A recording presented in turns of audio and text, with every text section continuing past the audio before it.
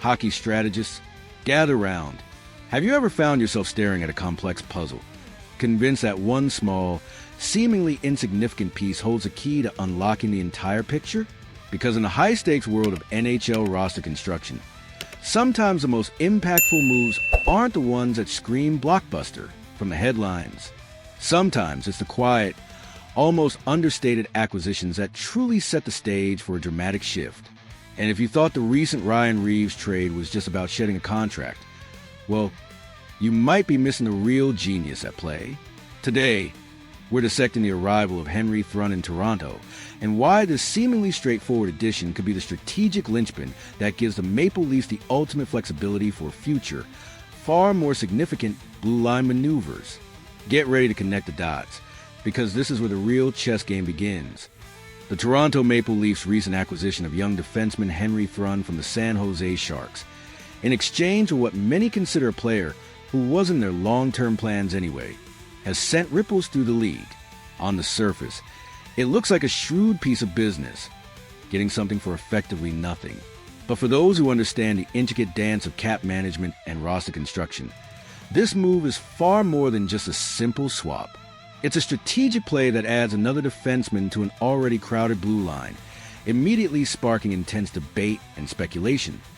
Could we be on the verge of another significant trade, perhaps even a major one, coming out of Toronto?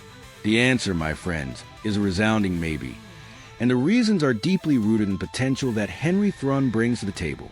Let's be clear right from the start. Henry Thun is absolutely not a throwaway player. This isn't some minor league filler or a depth piece destined for the press box indefinitely. At just 24 years old, Thun already boasts a respectable 119 NHL games under his belt, a significant number for a player of his age. His journey to the pros saw him honing his skills for 3 years at the prestigious Harvard University, where he was a standout. What's even more telling about his readiness for the big leagues is that he needed only a mere 18 games in the AHL to prove that he belonged at the NHL level, even if it was on one of the league's struggling teams. This rapid ascent from college to the NHL, with minimal time in the minors, speaks volumes about his foundational skills and his ability to adapt to professional game. He's a legitimate NHL defenseman, and his arrival immediately adds a layer of intriguing complexity to the Leafs' defensive core. Looking at his most recent campaign, Thun played a career-high 60 games last season, accumulating 12 points through 2 goals and 10 assists. While these numbers might not jump off the page, it's crucial to consider the context. He averaged 17:31 of ice time per game, which, while not top pair minutes, is certainly not insignificant for a young defenseman on a rebuilding team. It shows he was trusted with a consistent role and responsibilities.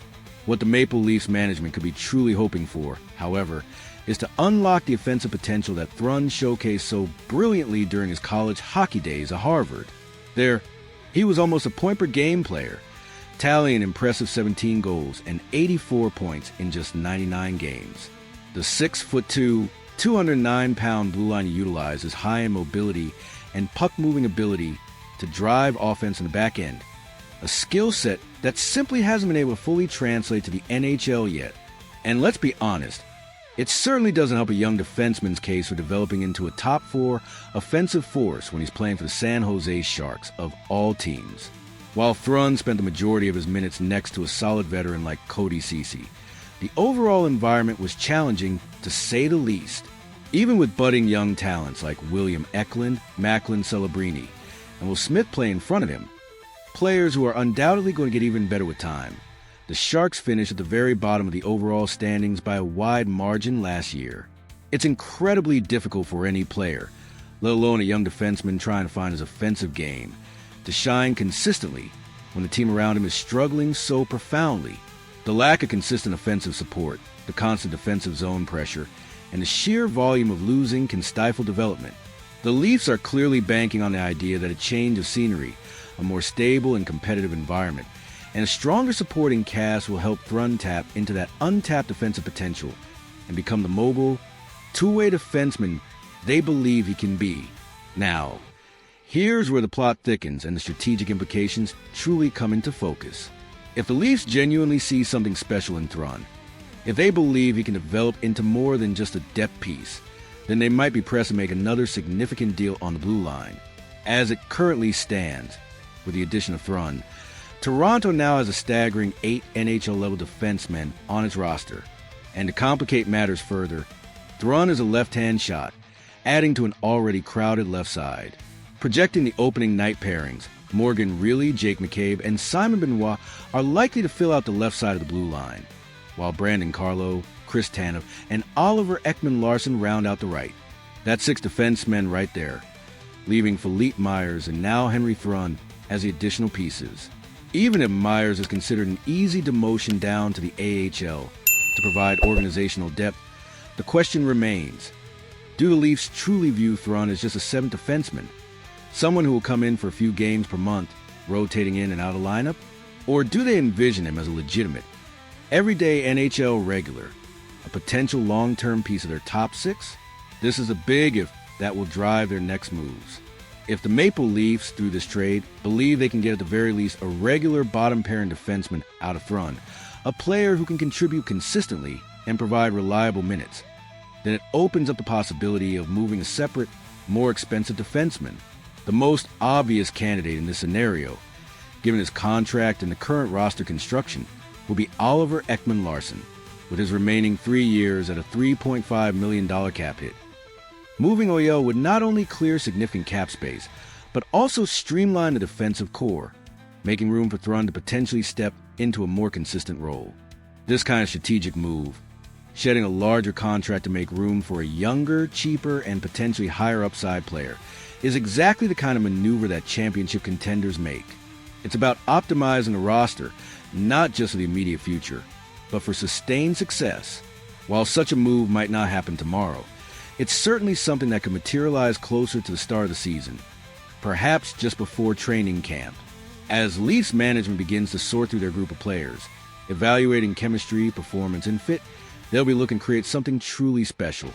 A team that can maybe, just maybe, win 2 playoff rounds instead of 1, and finally break through. The acquisition of Henry Thrun, therefore, isn't just about adding a defenseman.